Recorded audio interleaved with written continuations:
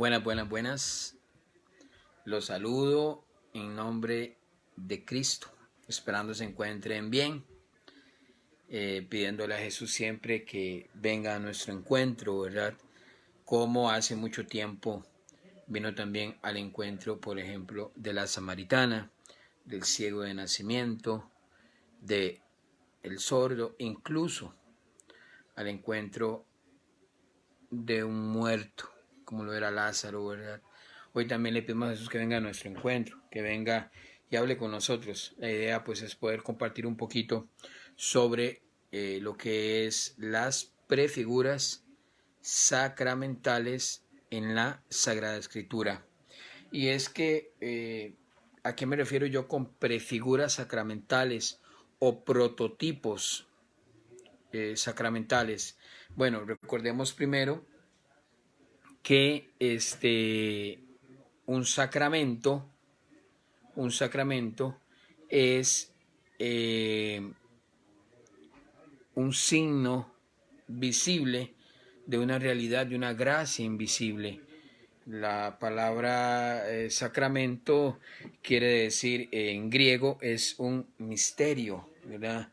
Este es el sacramento de nuestra fe, este es el misterio de nuestra fe. Nos dicen los ministros ordenados, los sacerdotes, en el momento de la celebración eucarística. O sea, el sacramento como tal es un misterio de Dios actuante en nosotros. Y es que saludos a Carlos y a un abrazo. Entonces, regreso. Los sacramentos.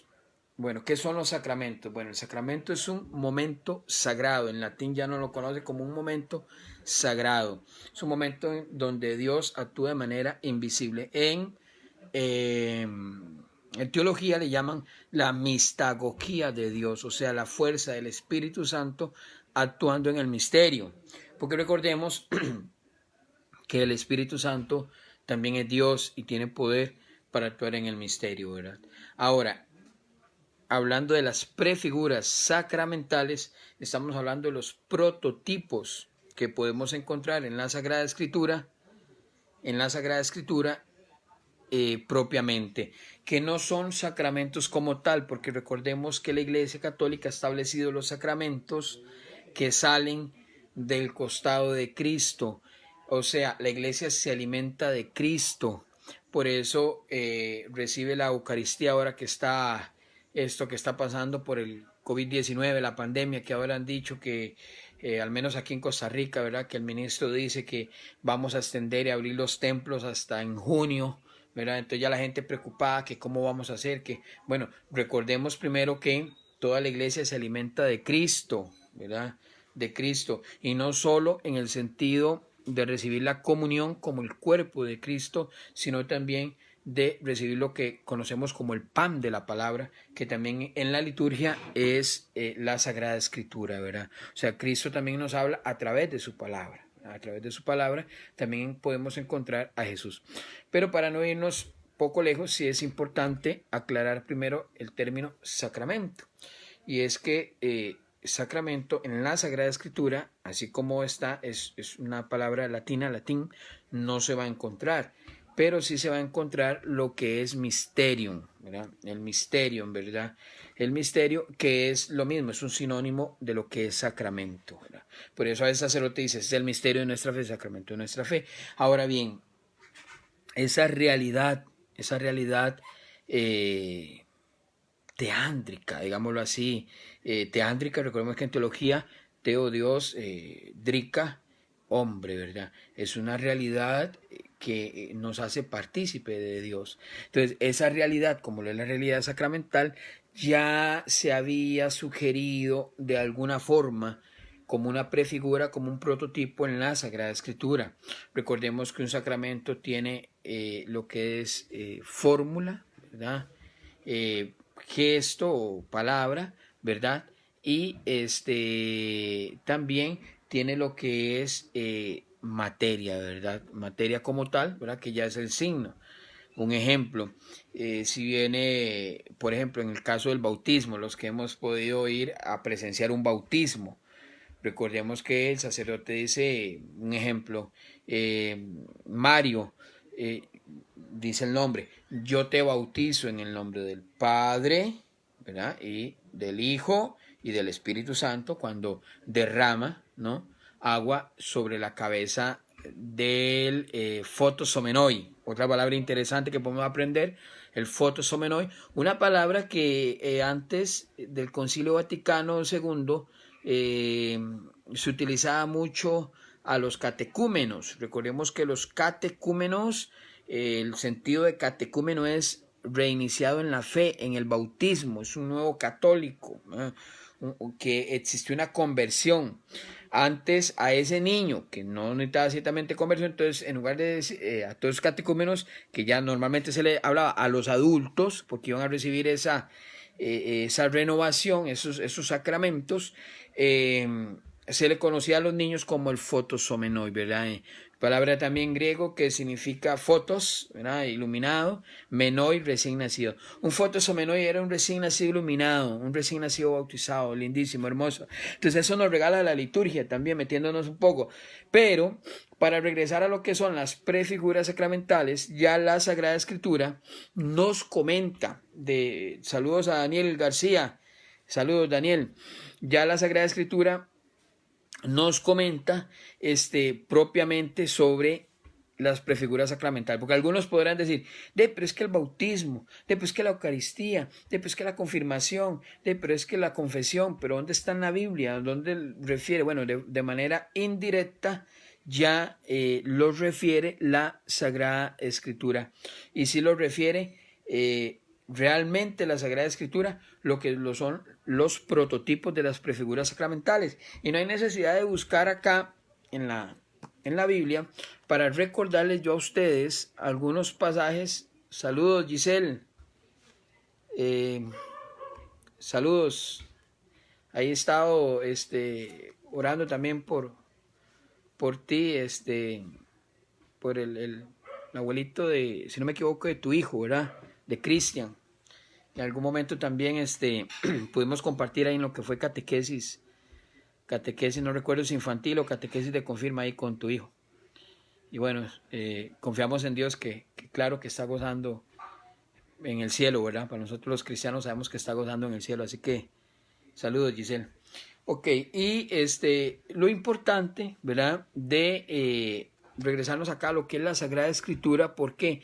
Porque aquí nos vamos a encontrar prefiguras sacramentales. A veces nos preguntamos, bueno, pero es que ¿dónde está en la Biblia esto, los sacramentos? Bueno, y recordemos que existen muchas prefiguras sacramentales. En el Evangelio según San Juan, que se le llama el libro de los signos, recordemos que el Evangelio según San Juan no es un libro, no es un evangelio sinóptico, ¿verdad? Digamos, Mateo, Marcos y Lucas son evangelios sinópticos, ¿verdad? O sea, conllevan la misma óptica. Juan no, el Evangelio de San Juan es distinto. Y ahí nos encontramos muchas prefiguras, saludos King. Ahí nos encontramos muchas prefiguras sacramentales. ¿Por qué nos encontramos muchas prefiguras sacramentales? Porque ahí podemos ver ya lo que la iglesia luego le va a llamar sacramento. Recordemos que lo que Jesús realizó no fueron sacramentos, porque la iglesia participa de ese misterio de Dios. La iglesia participa de ese poder de Dios. Por eso siempre invoca al Espíritu Santo. Saludos, saludos. Por eso siempre invoca al Espíritu Santo. La iglesia participa de esas prefiguras sacramentales. Vea qué bonito y vea qué hermoso. Porque algunos pueden decir, pero ¿cómo? Pues que los católicos eso se lo inventan. Pues que los católicos eso se lo sacan de la manga a la mano. No, vieras que no. Podemos comenzar, por ejemplo, para citar uno, por ejemplo, ¿verdad? Pues para poder citar alguno, podemos encontrarnos con... Por ejemplo, en el Evangelio según San Juan, capítulo 9, podemos encontrarnos con la curación de un ciego de nacimiento. Y fíjense ustedes que pueden escucharme en los detalles, porque recordemos, para que un sacramento sea sacramento, un momento sagrado, ¿verdad?, donde Dios actúa, toca, sana a la persona, independientemente del sacramento, porque hay sacramentos de curación, ¿verdad? Hay sacramentos de sanación, etcétera, etcétera. Entonces, hay que ver cuál sacramento vamos a recibir. Pero veámoslo acá, veamos los detalles de este pasaje bíblico del Evangelio según San Juan, capítulo 9, versículo 1, que es la curación de un ciego de nacimiento.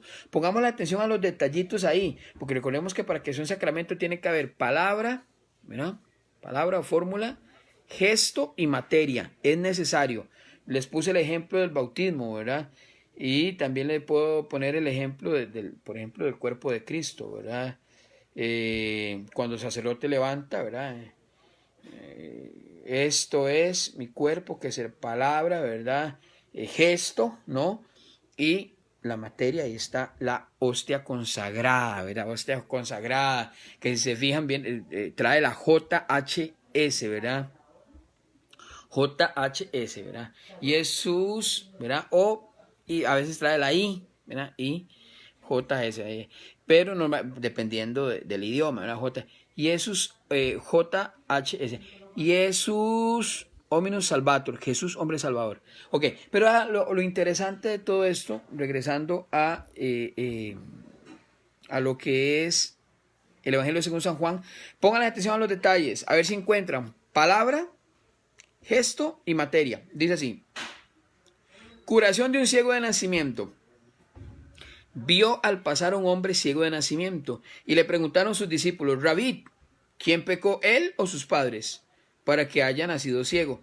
Respondió Jesús: ni él pecó ni sus padres, es para que se manifiesten en él las obras de Dios. Tenemos que trabajar en las obras que él me ha enviado, mientras es de día. Llega la noche cuando nadie puede trabajar. Mientras estoy en el mundo, soy luz del mundo. Dicho esto, escupió en tierra,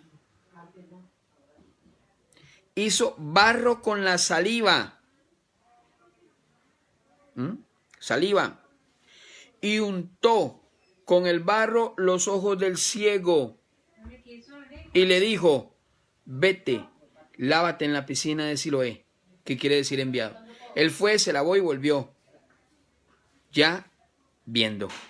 Los vecinos y los que solían verle antes, pues era un mendigo, decían: ¿no es este el que se sentaba para mendigar? Unos decían: es él. No, decían otros, sino que es uno que se le parece. Pero él decía: soy yo.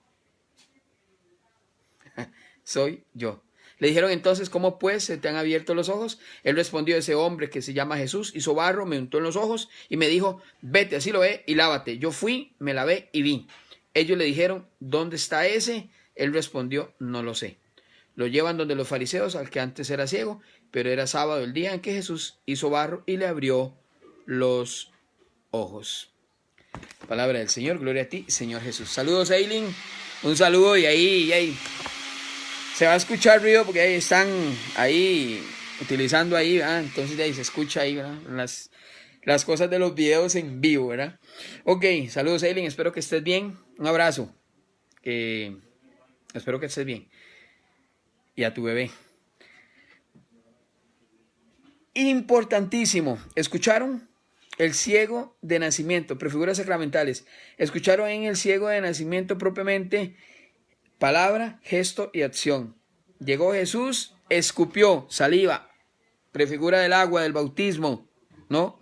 Untó en barro, le pasó por los ojos, o sea, gesto, ¿no? Gesto, ¿no? Gesto. Le untó, le dijo, Jesús le habló, hubo palabra, hubo fórmula. Muy importante.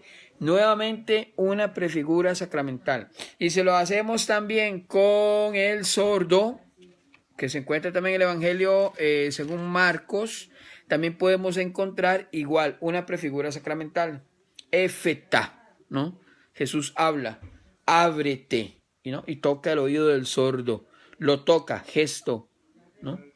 Había materia también. Es importantísimo. ¿Por qué? Porque los sacramentos llevan esos 3 puntos. Llevan esos 3. Palabra, gesto y materia. Es sumamente importante. Y podemos seguir encontrando aquí en la Sagrada Escritura muchas prefiguras sacramentales.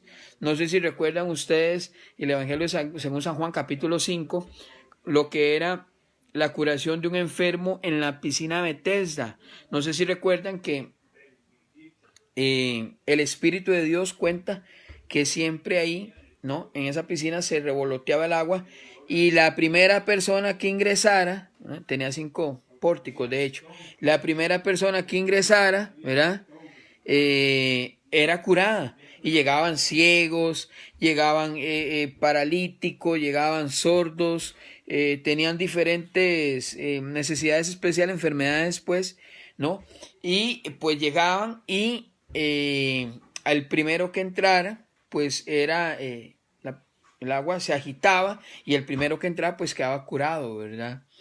Y vea qué lindo y qué hermoso. ¿Por qué? Porque había una persona, ¿verdad?, que llevaba ya casi 38 años de estar padeciendo esa enfermedad, pero era ciego, no podía ver y siempre se le colaba antes alguien, siempre. Entonces cuando él quería, ¿no?, entrar a recibir a ese encuentro, a ser sanado, a ser curado, se le colaba antes una persona. Entonces vea qué interesante, allá en el Evangelio según San Juan, en el capítulo 5, en el versículo 6, dice, Jesús viéndole tendido y sabiendo que llevaba ya mucho tiempo, le dice, ¿quieres curarte? Le respondió el enfermo, Señor, no tengo a nadie que me meta en la piscina cuando se agita el agua y mientras yo voy, otro baja antes que yo. Qué interesante. Es hasta que es llevado a la piscina, hasta que es llevado cuando es curado, ¿verdad? Vea qué interesante. Vea qué interesante. Sí, paralítico era. Y vea qué hermoso, hasta que toma, ¿no?, y entra. Es hasta que es llevado, queda curado. Ahí vemos también la prefigura de lo que son los padrinos. Porque a veces dicen, ¿por qué hay que tener un padrino en un sacramento de bautismo o un sacramento de confirmación? ¿Por qué y para qué? Bueno, los prototipos, las prefiguras sacramentales nos hablan de los padrinos. En este caso nos comenta un padrino que lo llevó y lo metió al agua, imagínense, lo llevó y lo metió, ¿no? ¿Por qué? Porque esa es la misión del padrino, guiar al ahijado, y aquí lo vemos claramente en el Evangelio según San Juan capítulo 5. Saludos, Luisito. Saludos ahí a Luis y a Johnson. Entonces, vea lo importante, prefiguras sacramentales, ¿no? Esa es la idea. Pues poder ver en la Sagrada Escritura lo que son las prefiguras sacramentales. Existen los sacramentos, sí, pero también existen prototipos de lo que eran los sacramentos en la Sagrada Escritura. Y les cité varios. Si usted lee detenidamente Mateo, Marcos, Lucas y Juan, podemos encontrar un montón de prefiguras sacramentales, ¿no? De momentos en los cuales encontramos la presencia de Dios actuante en la persona para sanar, para perdonar, etcétera, etcétera, ¿verdad? Por eso los sacramentos, tenemos sacramentos de sanación, sacramentos de curación, ¿no?, etcétera, etcétera. Entonces, podemos ahí encontrar mucha riqueza en lo que es la Sagrada Escritura. Ahora bien, la Biblia no la podemos leer a título personal nada más y que, ay, esto me dijo a mí ya. Y yo lo creo y ya, o de manera literal, no. Es importante siempre devolvernos a la revelación primera. Dios se revela, sí. Dios se revela en 2 instancias y bajo 2 momentos, con lo que le llaman lugares o espacios teológicos desde la teología, ¿no? Dios se revela en lo que es la Sagrada Escritura, pero también en la Sagrada Tradición, conocida como la tradición apostólica. Y la Sagrada Tradición en mayúscula, esa T de tradición. La Sagrada Tradición es lo que Jesús enseñó, vivió, experimentó, reveló, manifestó, transmitió y compartió con sus apóstoles y sus apóstoles a sus apóstoles y de ahí de boca en boca. Eso es considerado también como la Sagrada Tradición y es importante igual que la Sagrada Escritura porque las dos manan y se alimentan de una misma fuente como lo es la revelación divina. Entonces hay que tener cuidado ahí, porque mucha gente, muchas sectas, que ay, no, solo la Biblia, solo la Biblia, solo la Biblia, solo la Biblia, sí, como que si la Biblia existiera sola. No, no, si existió primero la iglesia, antes que la Biblia. La iglesia existía cuando no había Biblia. Lo habíamos visto en los otros videos. De hecho, que la palabra Biblia viene del griego, biblos, que significa libros. Y hay libros, y muchos libros hasta en el Nuevo Testamento. Pero en el Antiguo Testamento lo que eran escritos sagrados, ¿no? Y algunos ni tan siquiera considerados como libros, porque venían en teucos, ¿verdad? Que eran materiales distintos, incluso algunos hasta de plantas, hierbas, etcétera. Entonces no podemos nosotros decir solo la Biblia y solo creo en la Sagrada Escritura y nada más. Podemos pensarlo y decirlo, pero estaríamos... ¿Por qué? ¿Por qué? Porque la iglesia es la que nos regala como fruto de una comunidad reunida la Sagrada Escritura. La Sagrada Escritura, ¿verdad? Entonces no podemos nosotros basarnos únicamente en que la Biblia, no, la Biblia, que es la Sagrada Escritura, y también la Sagrada Tradición, se alimentan de la revelación divina, o sea, ha sido Dios. Ya luego conocemos lo que es el depositum fidei en latín, o el depósito de la fe. El depósito de la fe, que es precisamente, digámoslo así, lo que Dios ha confiado, ¿verdad? Lo que Dios ha confiado a sus apóstoles, el depósito de la fe. Y el magisterio está siempre, ¿no? Está siempre al servicio de la Sagrada Tradición y de la Sagrada Escritura. Y de la Sagrada Escritura. Y eso es hermoso. Esto es hermoso porque si no lo vemos desde ahí, ¿verdad? Si no lo podemos notar desde ahí, entonces no podemos entender lo que es la Biblia. Y la vamos a leer de manera literal y no vamos a saber una correcta, una recta interpretación, etcétera, etcétera, etcétera. Bueno, está bien. Entonces, ¿con qué quiero concluir? La Biblia y la tradición, la Biblia y la Sagrada Tradición son dos aspectos de una misma fuente, donde emanan y se alimentan de la misma fuente que es la revelación divina, la revelación de Dios. ¿Aceptas la Biblia? Ok. Solo la Biblia, no aceptas la iglesia, no aceptas la tradición. Entonces yo te preguntaría a ti, si no aceptas la iglesia y si no aceptas la tradición, ¿cómo aceptas un libro que salió de la tradición y de la iglesia? ¿Cómo?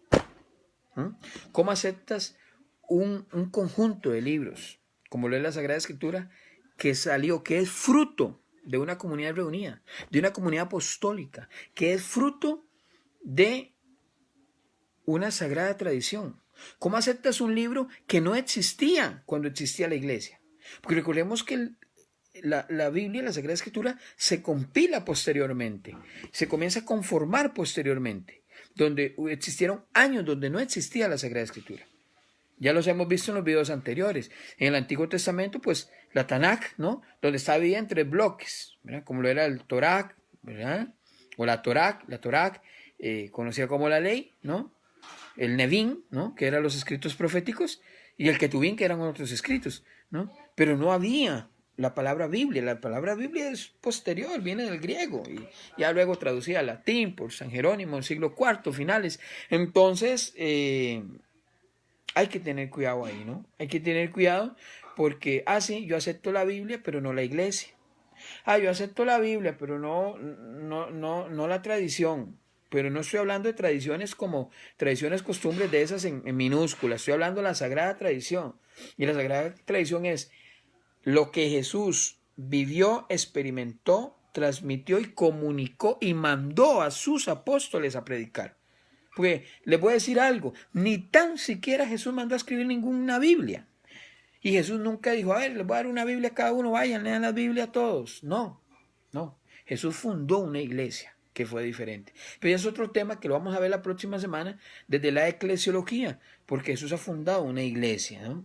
Jesús ha fundado una iglesia, y nos vamos a dar cuenta que la iglesia, el deseo de Dios de tener una iglesia es muy antiguo. Desde el Antiguo Testamento Dios busca esa asamblea reunida, esa comunidad apostólica. Jesús busca esa siempre estar unido, lo que en la iglesia conocemos como todos los bautizados que creemos en Dios en un mismo espíritu. Porque Jesús siempre busca una sola iglesia. Es muy sencillo, porque Dios es uno. Dios es uno, ¿no? Lo dice Deuteronomio 6:4. Escucha, Israel, el Señor es solamente uno. Uno, ¿no? Y por eso el número 1 juega un gran papel en la Biblia también, porque el número 1 es un número simbólico que nos refiere a Dios, ¿verdad? Por eso, cuando hablamos de 1 en la Biblia, es referirse propiamente a la divinidad, a Dios. Y luego lo podemos encontrar poco a poco cuando podemos ver tal vez en el próximo video un poquito sobre el significado de los números para irnos acercando a todas estas realidades hermosas, porque los números también hay números simbólicos, también hay números gemátricos en la Biblia, y también hay números que simplemente significan eso, lo que son 5, 7, 10, 15, indican una cantidad, pero no, también en la Biblia hay números que no solo indican cantidad, sino indican un mensaje. Por ejemplo, en el caso de los números gemátricos, que sumando las letras, ¿no?, las consonantes, porque recordemos que el hebreo, ¿verdad?, y la lengua árabe en sí solo se escribe con consonantes, ¿verdad? No existían vocales. Los encargados de implementar esas vocales, ir construyendo las palabras, precisamente pues son los masoretas, ¿verdad? Hablemos del siglo VII, los encargados de practicar la tradición. Entonces vea qué importante, porque antes incluso podíamos leer los escritos sagrados en el Antiguo Testamento y propiamente el hebreo. Recordemos que el hebreo, el Antiguo Testamento, así fue en los escritos originales, y luego en el griego el Nuevo Testamento. Pero recordemos que el hebreo también se traduce luego al griego, ¿no?, antes de Cristo, y luego los dos, hebreo y griego, al latín nos traduce San Jerónimo, ¿verdad?, que a él le debemos también un gran aporte a la iglesia, San Jerónimo. Y si no fuera por San Jerónimo, usted ni yo no estuviéramos leyendo ninguna Biblia en español, por más internet, porque en ese tiempo ni había. Entonces, eso hay que rescatarlo, y si Dios quiere, el día de mañana compartiremos lo que es. Saludos, Laurita. Saludos a Silvia también. El día de mañana compartiremos lo que significan los números, numerología bíblica. ¿Qué significan los números en la Biblia? ¿Cómo sabemos cuando leemos un texto sagrado que lo que está indicando es una cantidad, o lo que está indicando es una gematría, o sea, un mensaje nos quiere dar esos números, o lo que está indicando es simplemente un número simbólico, ¿no?, un simbolismo? Entonces, como el 666, por ejemplo, que tú me dices 666, que el Apocalipsis, que el número de la bestia, que sí es el número de la bestia. La pregunta es: ¿qué entiende usted por bestia y qué significa 666? ¿Verdad? Ahí recordemos el tema de Adán y Eva y todo eso, ¿verdad?, que es muy interesante, porque a veces entendemos lo que realmente no nos quiere decir el texto sagrado, ¿no? Por eso hay que irnos a las fuentes primarias para poder entender el verdadero significado. Y esas fuentes primarias han perseverado desde Jesús en transmisión con los apóstoles hasta la iglesia, ¿verdad?, hasta la iglesia, ¿no? Es la iglesia la encargada de irnos revelando poco a poco mediante la Sagrada Tradición, que la Sagrada Tradición y la Sagrada Escritura son dos aspectos de una misma fuente. ¿Cuál? La revelación divina, Dios que se revela y se da. Ya luego viene el depósito de la fe, ¿no?, siglo I, y luego viene el magisterio, el magisterio, que es la autoridad que le entregó Jesús a Pedro como primer papa, ¿no?, y que conserva el papa reunido con los demás obispos del mundo, ¿no? Y él, como obispo de Roma, ¿no?, primus pares, el primero entre iguales, ¿no?, es el que está ahí y pues lleva a cabo esa sana doctrina. Entonces, vea qué importante. Mañana vamos a ver números bíblicos, un poquito desde la teología, ¿no? No estoy dando una clase de educación, eso no es religión, eso es una clase de educación religiosa. Estamos hablando teología. Vamos a ver un poquito de números, ¿no? Y vamos a conocer algunos, qué significa el número 1, qué significa el número 2 en la Biblia, qué significa el número 3, el número 4, el número 5, el número 6, ¿no? Si son números simbólicos, si son números gemátricos, si indican cantidad. Todo eso lo vamos a ver el día de mañana, si Dios lo permite, de la numerología bíblica desde la teología católica. Desde la teología católica. ¿Por qué? Ya porque la que tiene más de 2000 años de estar estudiando esos temas, así de sencillo. Bueno, un abrazo, que Dios me los bendiga. Y para irnos preparando para mañana, los quiero 3 veces. 3 veces. Mañana veremos por qué dije 3. Un abrazo y Dios les bendiga.